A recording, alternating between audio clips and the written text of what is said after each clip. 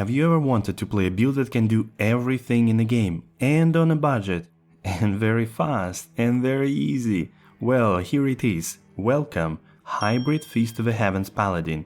This is Quad, and I'm going to show you how to build it up. Building a paladin from the start is not that difficult. All you need is Holy Fire and Zeal, and actually you just need to go until level 18, then you take hammers and basically spin to win. Just couple of additions here. I would suggest that you go with Hammerdin until really late in the game, so probably even beat Hell. Don't switch to Feast of the Heavens on level 30, because typically it's a little bit difficult with demons and undead and Feast of the Heavens damage to actually go through the game, so it's much easier with hammers. It will also save you additional respec opportunity on Battle.net, so make sure just to go with hammers. You actually have two approaches how to tackle it. So first is a possibility to get to Act 1 Hell and actually switch to Feast of the Heavens and run Pit and Mausoleum or Crypt endlessly, so until you actually get your higher levels and can really face roll the game. Or alternatively, you can actually beat the game with a Hammerdin and then already switch to Feast of the Heavens and farm any area that you want to. Speaking of farming areas, so actually the first ones that are really easy on the Feast of the Heavens Paladin are, again, already mentioned the Pit, because there are only undead and demons. Also Mausoleum, especially early on, that would be the easiest spot, I guess, because the enemies there are usually very slow and not too difficult to handle. You can of course also go into the Crypt if you go to Mausoleum, and potentially running also the Countess. That would be also not a big deal for you, although it will take a little bit longer, so I'd recommend you to then kill everything in the tower as well, just for leveling up. In the further acts, I would recommend you that you can also stop at the Pindle, of course. He is very easy to kill with the Feast of the Heavens Paladin, and basically you can sit there until level 90 if you want to. He is also a great place to farm, of course, and get some of the unique items, although make sure to settle for 1000 or 2 runs. The main advantage of this build is that pretty much everything you need is already by the level 90. You will have almost all the skills at a decent level to deal with the entire game content. Therefore, let's talk about the skills actually and how to build this paladin. Alright, let's take a first look at the skills. So this one is very interesting because of course as a hybrid we need to utilize a lot of skills. But for the paladin it's not such a big deal. Obviously, as a Feast of the Heavens, our first thing will be to maximize Holy Bolt, of course, as a synergy to the Feast of the Heavens, so both of them get 20 points. I do not improve any Holy Shock because lightning damage is not so important. Then additionally, of course, we take all the prerequisites for the Feast of the Heavens and for the Holy Shield. Typically, plus skills is enough for the Holy Shield to already provide you very good defense and successful blocking chance, so normally you don't need to put any more points in here. Then the other skill that we are maxing here, because we are a hybrid build, is the Blessed Hammer.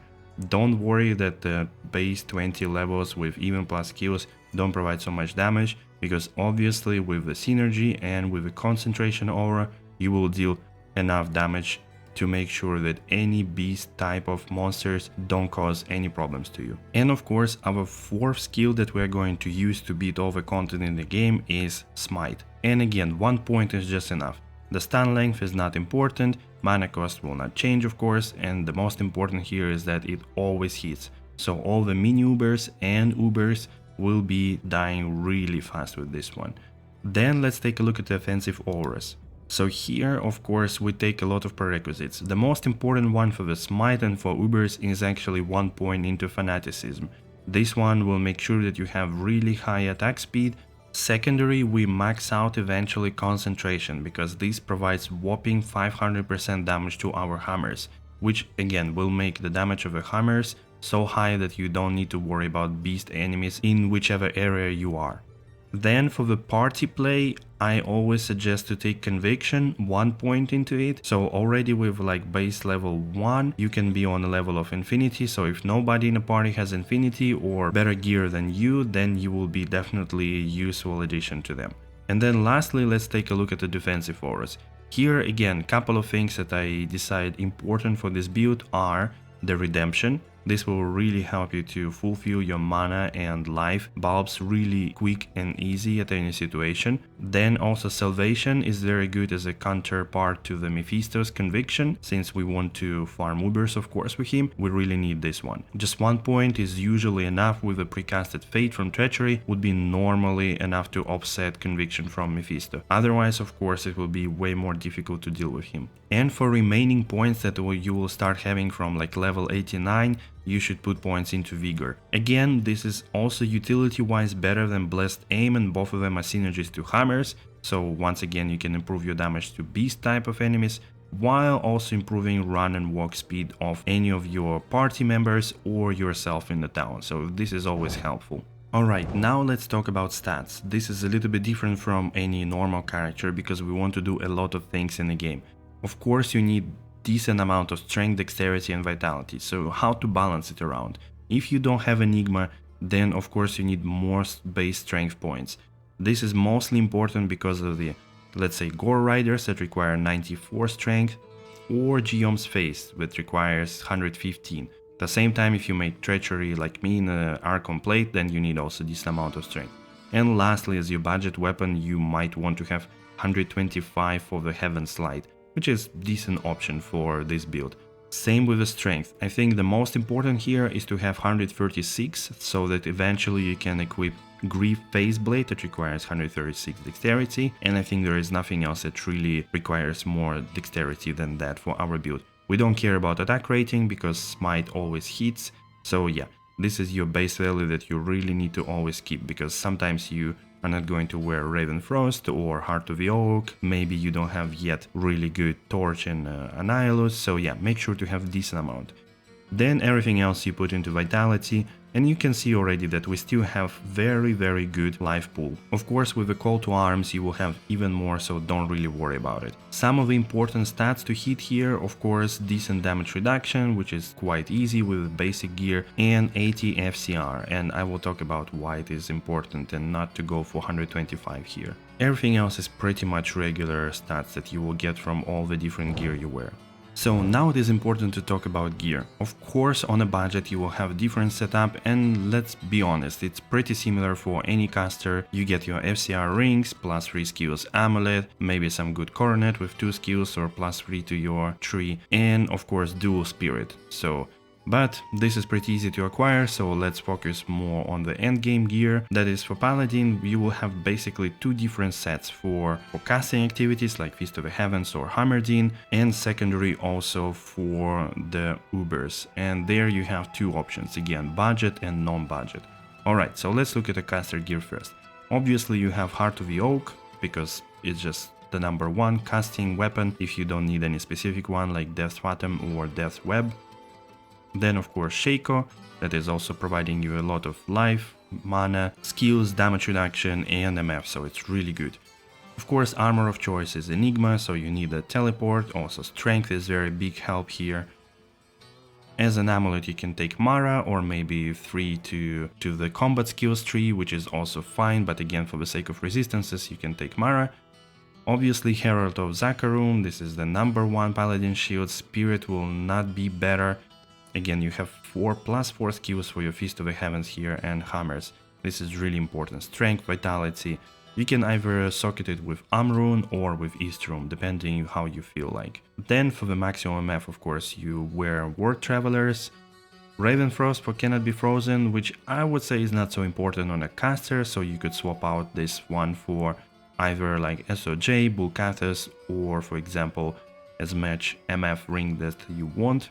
Arachnid Mesh, obviously for caster, number 1 belt, and Nagel 30%. Lastly, Trangul's Gloves, again super simple, 20 FCR and Cold Dress. On a swap, of course, you have Call to Arms and just a Spirit Shield in a Paladin one. This provides +2 to all skills, which is important to maximize your battle orders. As for the inventory, the important things are of course Gits, Torch and Annie, and then basically combat skillers or MF charms or whatever else you are missing, resistances or more MF for example. It is important to note that we get 75 FCR breakpoint thanks to the Heart of the Oak, Trangul's Gloves and Arachnid Mesh, so this pretty much frees up all the 4 slots for MF or whatever else much skills we want. because generally with a 0.4 casting delay on the Feast of the Heavens, you don't really want to go to 125 FCR unless you really want to teleport faster. That pretty much you won't be able to cast faster than 75 FCR with a Feast of the Heavens. Alright, for the Ubers, of course, eventually you want to have your Grief, because of course it provides the maximum damage, also huge increased attack speed. G-Phase, again, Deadly Strike, Crushing Blow, FHR, Strength, this is all really good for the Ubers. Treachery, this one, arguably you really need it for the pre-buff of this Fate proc, so you might need to do it twice when you run Ubers, one for mini Ubers, and typically at the Duriel you will get the proc already, so just start with the Duriel and then basically all the rest will follow, and you will have enough Fate for the rest of the time. Then Herald of Zakarum, once again I don't think there is a better shield for this purpose. Gore Riders, one more, Open Wounds, Deadly Strike, Crushing Blow source. You keep Ravenfrost because you must not be frozen. If you want a little bit more of the defense, you use Verdanger's Hearty Cord for the damage absorb and vitality. Alternatively, you can use Thunder God's Vigor just for the lightning absorb. And the other ring could be either BK or anything else. And of course the glove should be Draco's Grasp for the chance of open wounds and also life tap on striking. This is also very important, of course, on Ubers not to die, and especially important on Lilith, I think, because she hits the hardest and really difficult sometimes to overcome her damage with pots or anything else like this. As for the amulet, here you have multiple choices. Again, you can either use High Lord's Wrath for higher attack speed and plus skill, or for example the Rising Sun.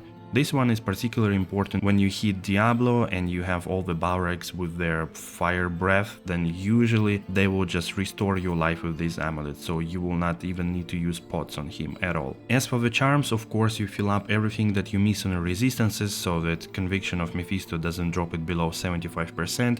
As for the main weapon, alternatively you can use Flesh Reaper for the Deadly Strike, chance of open wounds, and also slowing targets. That's a decent weapon, has decent damage, will be definitely enough for Ubers, but could be a little bit difficult again with Lilith because she will be hitting you really hard. And what for example I used on a budget is the Heaven's Light. This one provides decent amount of damage, also Crushing Blow, attack speed, and again it has 2 sockets if you roll it this way, and you can put there additional Shale runes for more attack speed. On a swap of course you use CTA and Spirit again, but in case you don't have Enigma then you can also use Nudged Puzzler. This one will also help you to navigate through and find for example Lilith really fast. Everything else I feel like doesn't really require it. Maybe also Isual would be good with this one, a little bit faster, but for Lilith it's a must really. For the Mercenary, pretty much for your farming you could use standard setup. I chose of course Fortitude, Andara's Visage and Insight, so don't look that this one is in the build. It has to be Elite Polearm of course, ideally Ethereal as well, because again having Meditation Aura is really handy. And again I chose Holy Freeze just to have additional crown control. Typically it is used for Heimerdines, but why not also to use it for the Feast of the Heavens. For the Ubers of course he won't really do much, most likely he will die really quick, so it doesn't really matter. Of course this paladin is very strong and can do Ubers already on a day 2 or 3, but in order to do them of course you need keys, so make sure to check out this girl that can actually farm keys very early in the game. Thank you for watching and I see you next time.